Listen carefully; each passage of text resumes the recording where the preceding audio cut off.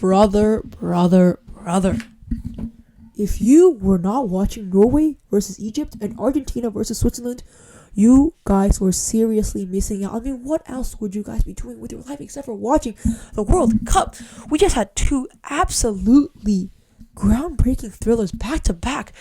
Crazy VAR red card drama and a massive semi-final is now locked in between England and Argentina. Also, guys, before we even get into the video, I would just like to talk about the elephant in the room, which is I got a microphone, guys. This is the Fifine K669B, I believe, is the microphone I got. I hope it sounds really nice in the audio when I'm editing this video. But yeah, also I want to thank you guys for getting me to 43 subscribers. The sub count is growing every day, and I really appreciate it. Even though my vids aren't getting that many views, I appreciate every one of you who views the video, likes, or even subscribes. So yeah, I just want to say a quick thank you. Anyways, first up, we got Norway versus England, a battle of the giants, and it almost felt like the underdogs were the favorites going into this match. I've seen a lot of match predictions between Norway and England, and in my experience, right, all the YouTube videos that I've watched are actually saying that Norway was going to win this match unless they were English themselves, and so did I. I thought they were going to win 2-1, but I was wrong. Everyone's hyping this up as the Erling Haaland versus Harry Kane matchup, but out of nowhere, this literal kid, Norwegian kid, right? I've got FOMO up here. I don't even know how to pronounce his name. Is it Sheldrup? I don't even know how to pronounce his name. He hits such a good cross that literally flies over everyone into the far post, and it literally goes in. Like, I don't even know what sort of a shot was that. It was one of the best shots of the tournament, and I was absolutely screaming when I was watching that match. In Australia, it was like 7 a.m. I was the only guy awake, right? It was like 7:30 in the morning. And I was like, what the heck did I just witness? He hits it straight into the far post, and it was 1-0 Norway. I was literally screaming. My lungs were cooked, and I thought that England were also cooked, but no. Now, Jude Bellingham just had to ruin the fun, right?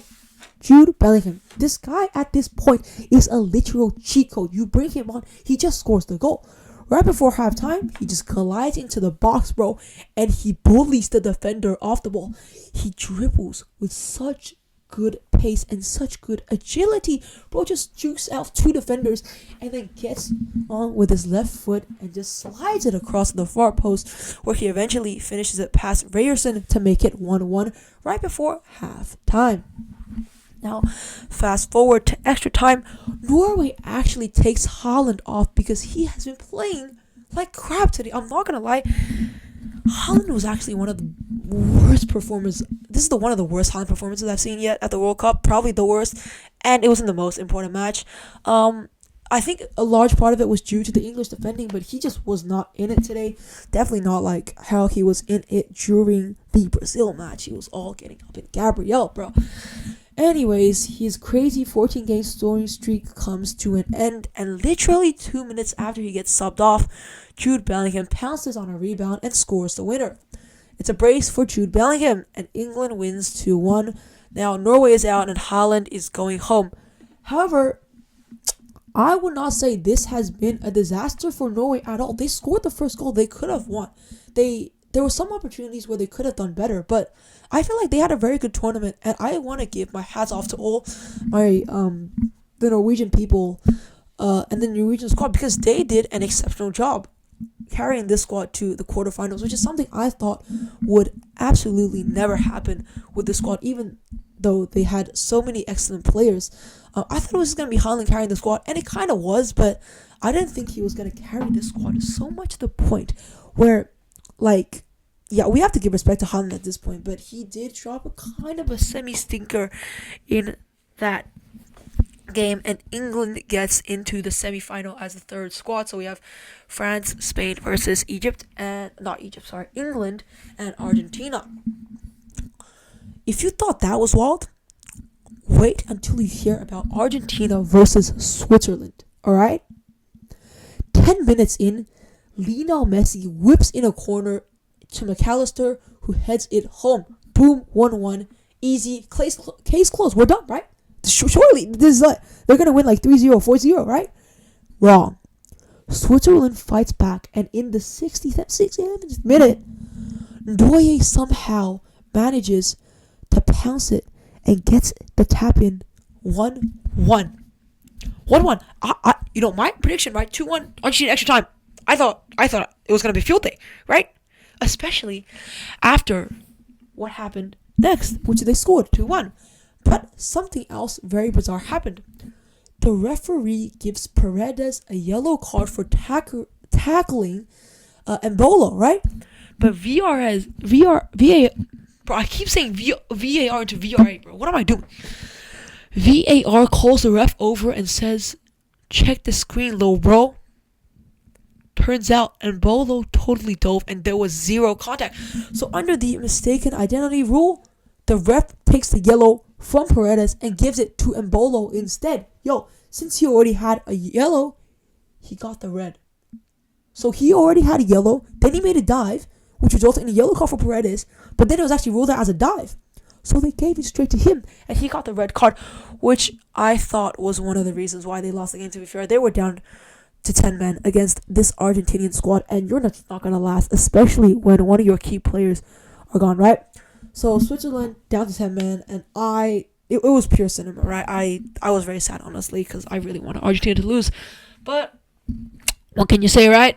So Switzerland actually somehow managed to hold on for another 20 minutes until extra time. But you can't stop Argentina forever. In the 112th minute, Julian Alvarez cuts inside with a great bit of dribbling and launches an absolute 25-yard rocket right into the top corner. Damn. It was an absolute banger, an absolute golazo, a certified baller move, bro. And then Lautaro Martinez, with individual brilliance, pounces on a rebound and seals it 3-1 to Argentina. Which, fair enough to Argentina, they played their hats off. And do I think the refereeing was biased at all in that game? No. So, FBI doing their investigation. But is it rigged? You never know. So, the defending champions, Argentina, are playing the "Let's Bring It Home" team, England, in the semi-final. We got Messi versus Bellingham and Messi versus England, guys. So, who do you think is going to go to the final, guys?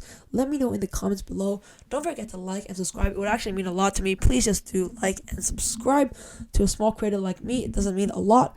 My prediction is actually going to be 1-1, and England wins it on penalties. I think Argentina definitely do have the talent to defend against this England squad, but I think England's individual talents and overall depth, actually, in this Thomas Tuchel team is very, very, very well balanced, and I think we were definitely wrong about judging Thomas Tuchel too early, because he's been doing an absolutely fantastic job with these games. And the comebacks, guys, 2-1 against Congo and 2-1 against Norway. Obviously, one was 2 Kane goals, one was 2 Bellingham goals. It almost looks like it's like the same thing. But yeah, I'm signing off for this video, guys. I hope you do like the mic quality, and I hope you guys did enjoy this video. My semi-final predictions are going to be coming soon, guys, so stay tuned for those videos. And also the third place team bids are going to be coming all very, very, very quickly, guys. So I'll see you guys in the next video. Peace out, guys.